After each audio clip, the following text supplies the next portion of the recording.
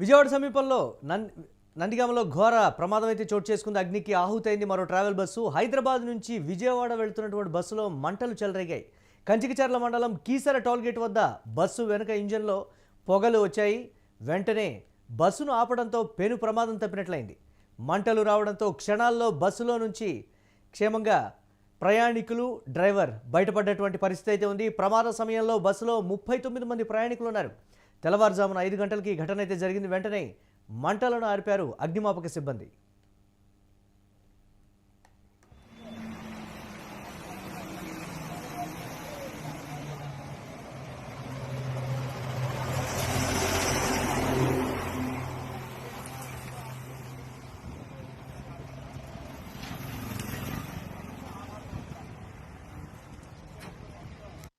Nagaland registration private travels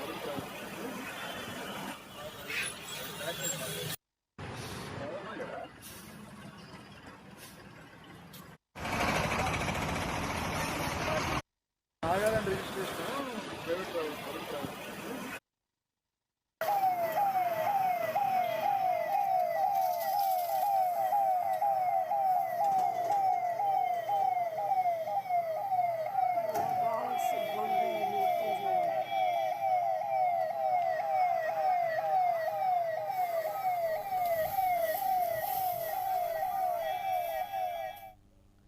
పెను ప్రమాదం తప్పిందనే చెప్పాలి. దీనికి సంబంధించి ఎవరు కూడా ప్రాణ నష్టం ఎక్కడా కూడా జరగనటువంటి పరిస్థితి అయితే ఉంది.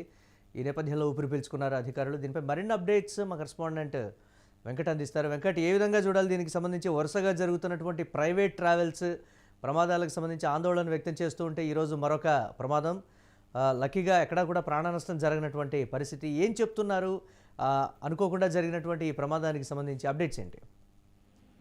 మురళి, ఈ బస్సు ప్రమాదాలకు సంబంధించి మన కర్నూలు బస్సు ప్రమాదం కానీ ఇతర బస్సు ప్రమాదాలు కానీ ఇవన్నీ కొంత అంటే ప్రయాణికులకు రక్షణ లేదు. అంటే సాధారణంగా మనం బస్సుల్లో ప్రయాణం సురక్షితం అని పదే పదే చెప్తూ ఉంటారు చాలా మంది. ద్విచక్ర వాహనాల మీద వెళ్ళొద్దు, లేదంటే వ్యక్తిగత ప్రయాణాలు చేయకుండా మామూలుగా ఇట్లా అంటే ప్రైవేట్ ట్రావెల్స్ ఏదైనా సరే బస్సు ప్రయాణాలు సురక్షితం అని పదే పదే ఏదో ఎవరో ఒక చెప్తూనే మనం వింటున్నాం. కానీ ఇప్పుడు బస్సులు ఎక్కాలంటేనే భయపడిపోయేటువంటి పరిస్థితిని ఒక రకంగా క్రియేట్ చేశారనే మాట అయితే వాస్తవం. ముఖ్యంగా అంటే ప్రైవేట్ బస్సులనే కాదు, ఈ గవర్నమెంట్ బస్సుల పరిస్థితి కూడా ఇదే విధంగా ఉంది. మనం అటు తెలంగాణలో మనం చూసాం, దాదాపు వికారాబాద్ సమీపంలో జరిగినటువంటి ప్రమాదం చూసాము. అదేవిధంగా మరికొన్ని ప్రమాదాలు, వరుస ప్రమాదాలు కూడా మనం చూస్తూనే వచ్చాం. ఇక ఇప్పుడు అంటే ఈ ప్రైవేట్ ట్రావెల్స్ కి సంబంధించి చాలా అంటే వీళ్ళు బస్సులను అందంగా ముస్తాబు చేయటం, బస్సుల్లో డెకరేషన్ చేయటం, లేదంటే ఆఫర్లు ఇవ్వటం, ఇలా ఈ ఆఫర్లు వివిధ ఆఫర్లు ఇవ్వటం కాదు. బస్సులకు సంబంధించి అసలు బస్సుల ఫిట్నెస్ ఎలా ఉంది, బస్సులకు సంబంధించి అంటే బస్సుల్లో ప్రయాణికులు సురక్షితమైనా, ఆ బస్సు సురక్షితమైనా, బస్సులో దూర ప్రయాణాలు చేయవచ్చా అనే దానికి సంబంధించి వీళ్ళు కసరత్తు చేయాలి తప్ప బస్సుల్లో ఎంతసేపు కూడా లోపల ఆరెంజ్ లైట్లు, బయట ఎరుపు స్టిక్కర్లు ఇవేయటం కాదు. దీని అన్నిటికి సంబంధించి నిజంగా అంటే ప్రైవేట్ ట్రావెల్స్ యాజమాన్యాల విషయంలో ఇటు అంటే అధికారులు కూడా ఆర్టీఓ అధికారులు కానీ లేదా ఇతర ప్రభుత్వ అధికారులు లంచాలు తీసుకుని వదిలేయడం, పాలకులు కూడా పట్టించుకోకపోవడంతో ఇటువంటి పరిస్థితులు వస్తున్నాయన్నమాట అయితే వాస్తవం. ఇక తాజాగా జరిగినటువంటి ప్రమాదంలో కీసర టోల్ గేట్ వద్ద జరిగినటువంటి ప్రమాదంలో ఎటువంటి ప్రాణ నష్టం లేకపోవడం కొంత ఊపిరి పీల్చుకునేటువంటి విషయంగానే చెప్పుకోవచ్చు. ఎందుకంటే దీనికి సంబంధించి గతంలో కూడా ఈ ప్రైవేట్ ట్రావెల్స్ యాజమాన్యాలకు సంబంధించి అంటే బస్సుల్లో అగ్ని ప్రమాదం ఏదైనా చిన్న పొగ వస్తే దానికి సంబంధించి ఎక్కువగా మంటలు వ్యాపించకుండా చర్యలు తీసుకోవాలి అనేది కొంత చెప్పినటువంటి పరిస్థితి ఉంది. అయినా దానికి సంబంధించి అధికారుల నుంచి అదేవిధంగా ప్రభుత్వం నుంచి కూడా కొంత సూచనలు సలహాలు వెళ్ళినటువంటి పరిస్థితి ఉంది. కానీ వాళ్ళు వాడుతున్నటువంటి మెటీరియల్ కూడా ఏదో ఇప్పుడు ఇంజిన్ లో పొగ వచ్చింది, ఆ తర్వాత బస్సు అంతా మంటలు వేగంగా వ్యాపించింది. అదృష్టశాత్తు అది ముందు భాగంలో అయ్యి ఉంటే డోర్ లాక్ అయిపోయేది, చాలా వరకు కూడా ప్రయాణికులు దిగలేనటువంటి పరిస్థితి ఉండేది. కానీ మొత్తం కూడా మంటలు వేగంగా వ్యాపించడం, బస్సు మొత్తం కూడా దహనం అయిపోయినటువంటి పరిస్థితి ఉంది. కాబట్టి ఈ ప్రైవేట్ ట్రావెల్స్ యాజమాన్యాల విషయంలో ప్రైవేట్ ట్రావెల్స్ అనే కాదు, ఏ బస్సులైనా సరే ఇప్పుడు మన అమరావతి కానీ లేదంటే ఇప్పుడు డాల్ఫిన్ కానీ ఇట్లా కొన్ని బస్సులు ఏవైతే ఉన్నాయో ప్రభుత్వాలు నడిపే బస్సుల విషయంలో కూడా, ఆర్టీసీలు నడిపే బస్సుల విషయంలో కూడా పూర్తి స్థాయిలో కసరత్తు అయితే చేయాలి స్లీపర్ బస్సులకు సంబంధించి. ఎస్, అంటే వెంకట్, ఇది ఎలక్ట్రికల్ వెహికల్ లాగా కూడా కనిపిస్తోంది. దీనికి సంబంధించి చెప్తూ ఉన్నారు, అది ఫ్యూయల్తో నడిచేటువంటిదా లేకపోతే ఎలక్ట్రికల్ వెహికల్ అనేటువంటి మాట బ్యాటరీలో లోపం వల్లే అదంతా కూడా జరిగిందనేటువంటి పరిస్థితి చెప్తున్నారు. ఏంటి దానికి సంబంధించి? మామూలుగా అంటే విజయవాడ హైదరాబాద్ రెగ్యులర్ గా తిరిగే బస్సులకు సంబంధించి ఈ మధ్యకాలంలో నేను విన్నటువంటి ప్రధాన ఆరోపణ ఉంటుంది. ఏంటి అని అంటే ఇప్పుడు ఫర్ ఎగ్జాంపుల్ రేట్ తక్కువ అని చెప్పేసి నోయిగో అని చెప్పేసి కొన్ని బస్సులు తిప్పుతున్నారు ఆర్టీసీ వాళ్ళు కానీ, లేదంటే ఎలక్ట్రికల్ బస్సులకు సంబంధించిన ప్రైవేట్ ట్రావెల్స్ యాజమాన్యాలు కానీ. వీళ్ళకి ఛార్జింగ్ అనేది మామూలుగా ఛార్జింగ్ కి సంబంధించి ఇప్పుడు సూర్యాపేట సమీపంలో ఎక్కడ ఛార్జింగ్ స్టేషన్ ఒక చోట ఉంది. అక్కడే ప్రైవేట్ ట్రావెల్స్ వాళ్ళు కానీ ఆర్టీసీ వాళ్ళు కానీ ఛార్జింగ్ దాన్ని వాడుతున్నారు. లేదంటే కొన్ని చోట్ల అయితే టాటా ఇట్లా కొన్ని చోట్ల ఇలా కొన్ని ఏర్పాట్లు అయితే చేశారు. కానీ ఆ ఛార్జింగ్ అయిపోవటం, ఆ బ్యాటరీల మీద ఒత్తిడి పెరగటం, అంటే ఈ బస్సులకు సంబంధించి లోపల ఏసీ రన్ అవ్వాలి, ఇంజిన్ రన్ అవ్వాలి, లోపల లైట్లు రన్ అవ్వాలి, లేదా స్క్రీన్లు ఉంటే స్క్రీన్లు రన్ అవ్వాలి, సీసీ కెమెరాలు పెడతారా సీసీ కెమెరాలు రన్ అవ్వాలి. వీటన్నిటి కారణంగా అది ఆ పరిస్థితి ఏమవుతుందంటే ఆ బ్యాటరీల మీద ఒత్తిడి పెరిగిపోతుంది. అని ఎంత ఎంఏహెచ్ బ్యాటరీ పెట్టినా కానీ, వీళ్ళు ఎంత కెపాసిటీ ఉన్నట్టు వీళ్ళు ఎన్ని వాటర్ బ్యాటరీ పెట్టినప్పటికీ కూడా అవి హ్యాండిల్ చేయలేకపోతున్నాయి. దీంతో ఛార్జింగ్ కూడా వేగంగా దిగిపోతుంది. అందుకే బస్సులు కూడా గంటల తరబడి సూర్యాపేట సమీపంలో ఛార్జింగ్ స్టేషన్ వద్ద ఆపేస్తున్నారని ఆవేదన. విజయవాడ నుంచి వెళ్ళినప్పుడు కోదాడ సమీపంలో కానీ సూర్యాపేట సమీపంలో కానీ ఆపేస్తున్నటువంటి పరిస్థితి ఉంది. ఆ తర్వాత అటు మనం హైదరాబాద్ నుంచి వచ్చిన బస్సులు కూడా అదే ప్రదేశంలో ఆపేస్తున్నారు. అంటే సగం దూరమే 150 కిలోమీటర్లు లేదా 170 కిలోమీటర్లు మాత్రమే బస్సులు ఆ ఛార్జింగ్ తో ప్రయాణించేటువంటి పరిస్థితి ఉంది. అంటే ఏ విధంగా చూడాలంటారు దీనికి సంబంధించి? అక్కడ ఉన్నటువంటి వారి విషయంలో కావచ్చు, ఇటువంటి ప్రమాదాలు జరిగినప్పుడు ప్రయాణికుల్ని గమ్యస్థానాలకు చేర్చడంలో కూడా ప్రైవేట్ ట్రావెల్స్ పర్టికులర్గా విఫలమవుతున్నాయి. ఎవరు మమ్మల్ని పట్టించుకునేటువంటి పరిస్థితులు లేవని కూడా వాపోతున్నటువంటి సిచ్యువేషన్స్ మనం చూస్తున్నాం కదా. ప్రస్తుతానికి సంబంధించి వాళ్ళ పరిస్థితి ఏంటి అసలు?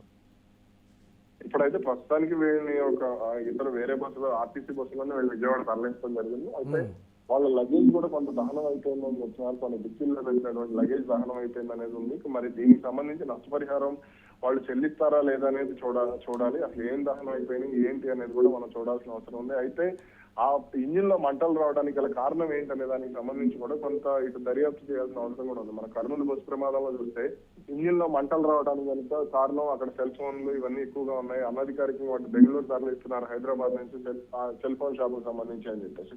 కాబట్టి ఇప్పుడు అటువంటి ప్రమాదకరమైనటువంటి వస్తువులు అంటే ట్రావెల్స్ లో ఉపయోగించినటువంటి వస్తువులు ఏమన్నా ఉన్నాయా అనే దానికి సంబంధించి అధికారులు అయితే దర్యాప్తు ప్రారంభించినట్టు తెలుస్తుంది. అయితే దీనికి సంబంధించి ఫారెన్సిక్ బృందానికి కూడా అధికారులు సమాచారం అయితే పంపించినట్టుగా కూడా ప్రతిసారి కూడా చర్చకు వచ్చేది ఇటువంటి సేఫ్టీ విషయాల్లోనే కదా.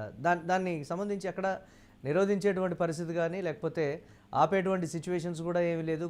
కొంతమంది కుమ్మక్కైపోయి తూతు మంత్రంగా కూడా చెకింగ్ చేసి పంపించేస్తున్నారనే ప్రధాన విమర్శలు ఉన్నాయి కదా మొత్తం రాష్ట్ర వ్యాప్తంగా. దీన్ని ఎలా చూడాలంటారు?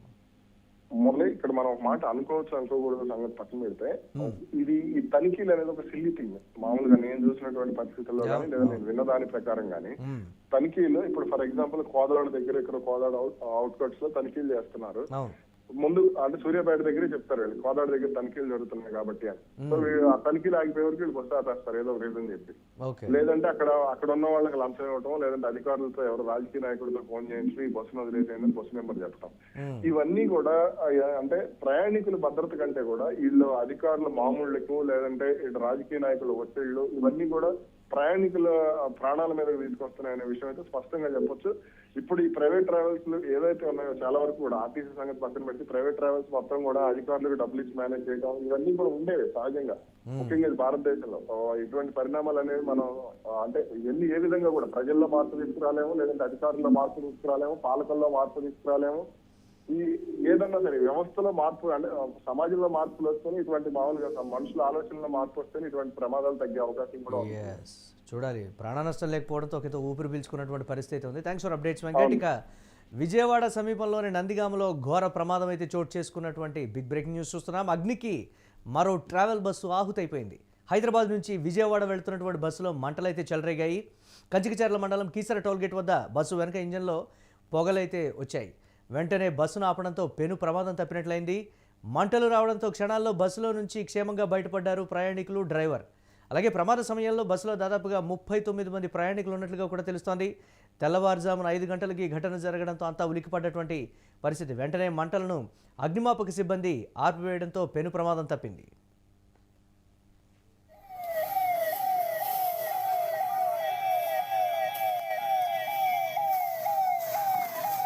అందరికీ నమస్కారం అండి. నేను కంచికచర్ల పోలీస్ స్టేషన్ వస్తున్నాను. ఈరోజు ఉదయం సుమారుగా 5:40 మాకు ఉదయం 6 గంటల టైంలో మాకు ఇన్ఫర్మేషన్ ఉంది. ఇక్కడ కేసర్ దాటిన తర్వాత టువర్డ్స్ హైదరాబాద్ విజయవాడ కేసర్ దాటిన తర్వాత ఇన్వెంటా కంపెనీ దాటిన తర్వాత ఇలా బస్సు ఫైర్ యాక్సిడెంట్ జరుగుతుంది చెప్పి మాకు ఇన్ఫర్మేషన్ రావడం ఇమీడియట్గా మేము స్పాట్కి రావడం జరిగింది. ఇది ప్రైవేట్ ట్రావెల్స్ బస్సు. మేము వచ్చేసరికి బస్సు తగలబడుతుంది. ఇమీడియట్గా మేము ఫైర్ సిబ్బంది అంతా కూడా మంటలను అదుపులో తీసుకున్నాం. ట్రాఫిక్ కూడా రెగ్యులేట్ చేసాము. ఇక్కడ ఎవరికి ఎటువంటి ప్రాణాపాయం ఏం జరగలేదండి. బస్సులో ఉన్న ఎవరికి కూడా ఎటువంటి ప్రాణాపాయం ఏం జరగలేదు. బస్సులో బ్యాక్ సైడ్ స్మోక్ వస్తుందని చెప్పి డ్రైవర్ పక్కన ఆపాడంట. ఆపి ఇమీడియట్గా ప్యాసింజర్లందరినీ దింపి వాళ్ళ లగేజ్లు కూడా తీసుకున్న తర్వాత నేను చూస్తే బస్సు అలా ఫైర్ స్టార్ట్ అయింది. ఇమీడియట్గా నాకు ఫైర్ ఇచ్చిన వాళ్ళకి ఇన్ఫర్మేషన్ అవడంతో దీనిలోకి వచ్చాను. ప్రస్తుతానికి అయితే ఎటువంటి ప్రాణాపాయం లేదు. అంటే ట్రాఫిక్ కానీ ఫైర్ కానీ కంట్రోల్. ఓకే, మొత్తం ఎంతమంది సార్ ప్రయాణికులు? మొత్తం 39 మంది ప్రయాణికులు ఉన్నారని చెప్పి డ్రైవర్ చెప్పారు. Nagaland registration private travels